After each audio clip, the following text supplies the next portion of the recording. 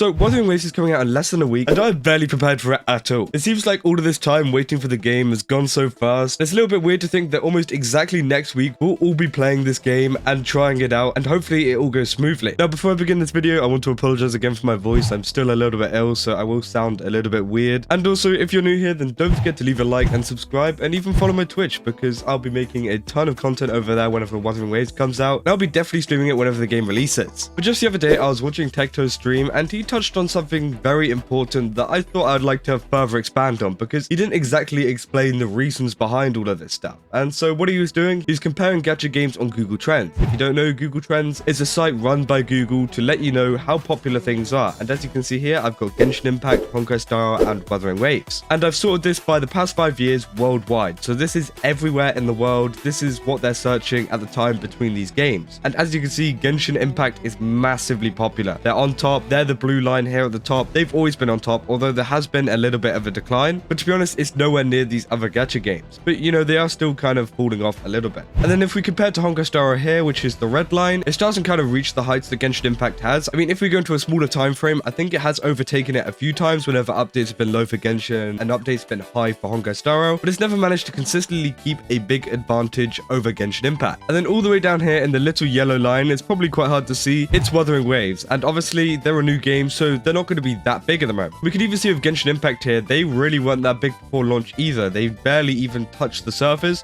whereas Wuthering Waves is actually doing pretty decently. And this is one thing that Tekton brought up in his stream, is that the starting points before release are very similar. As you can see, these two little spikes here between Genshin Impact and Honkai Star, that's whenever the game released. There's going to be a big influx in players, and obviously that will decline as the game gets older and older and older. And it's pretty much the game developer's job to keep this number going up and keep it kind of stable. But as you can see here, the starting point before the initial blow up of the game, it's actually pretty similar between Wuthering Waves and Genshin Impact. Compared to Honkai Star, which was very, very low, Wuthering Waves is actually up there, which is amazing, and it could mean that we could see some kind of spike like this with Wuthering Waves too. Now, why is that exactly? Now, this is something that Tekton didn't really get into, and if you see my previous videos, I've talked a lot about adverts and just the overall advertising that Kuro Games have done this time, which is a very, very stark contrast from what they've done with Punishing Grey Raven. Punishing Grey Raven was barely advertised at all, meaning that the game hasn't done as good as some people thought it would be, especially seeing as it is a pretty decent game. But with Wuthering Waves, they've decided to do something different here and actually advertise it, and I do have a whole video on that if you want to go watch it. But in short, what they've been doing a lot of social media advertising on sites like TikTok and YouTube and even like Instagram. But then they've also been doing some public advertising too, such as putting up billboards in places like Akihabara in Japan, and also just all across the world. There's places in Korea, and the main thing as well is that they're targeting worldwide. There was many adverts in places like Brazil as well, and even in like the UK over here, I've seen a lot of advertisements for Wuthering Waves. So it means that they want to go global with this game rather than keep it in a niche audience in somewhere like Japan or China, where the game won't really get big anywhere else. And Genshin Impact was one of the first kind of gacha games to really, you know, break the market and kind of break that normie barrier, if you get what I mean. As gacha games have been really, really niche, and there's only a certain few people that play them outside of places in Asia, whereas Genshin Impact is a game that pretty much everyone played, and that is kind of amazing. And I think that's what Wuthering Waves are trying to go for here, because obviously if you have more people playing the game worldwide, then that's more money, you have more players, and that means you can have more updates, and then you can keep the game going for longer, which means you can milk even more money. And yeah, it's just an overall good thing for a game to be more global.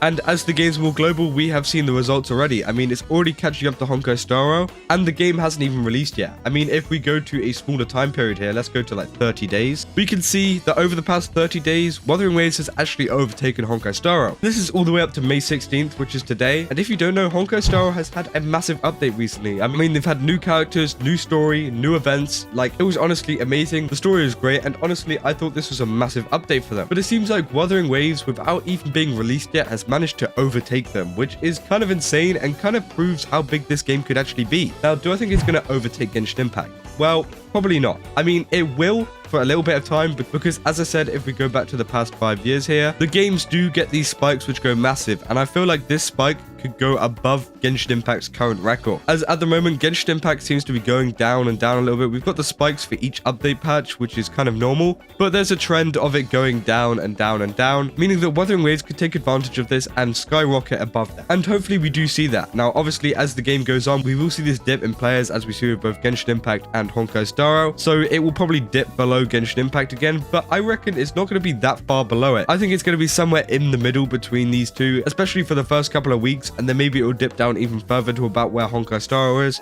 And I reckon Honkai Star Rail and Wuthering Waves are going to keep alternating on who's top. Because don't get me wrong, Honkai Star Rail is still a massive game, even though it's below Genshin Impact. It just kind of proves how massive Genshin really is. But honestly, I think Wuthering Waves does have the opportunity to go massive. As I said, they've done a lot of advertising globally, and it's just really great to see that this advertising is actually paying off, because it's all well and good, you know, throwing out adverts and just paying people and just trying to make it well known, compared to it actually getting clicks and engagement. And it seems like the engagement is working because it is doing pretty good. And by the time we get to the day before release, it's going to be about at the same point where Genshin Impact was before their release, which is just amazing. And as you know, Genshin Impact blew up whenever it released. And then if we compare this to a game like Nikke is in the green, and as you can see, this was their launch. I'm pretty sure it's the 6th of November 2022. You may need to fact check me on that, but looking at this graph here, it seems like this is when it was released, and this went pretty massive, to be honest. I mean, it didn't have much of a spike that Honkai Star Rail did, and this shows how big Honkai Star Rail really is in comparison to all of it, as Nikke is still a massive game and they've barely even scratched the surface of Honkai Star Rail, let alone Genshin Impact. And they have actually been doing really great recently, and they're about at the same point where Wuthering Waves is. So Wuthering Waves being at a similar size to Nikke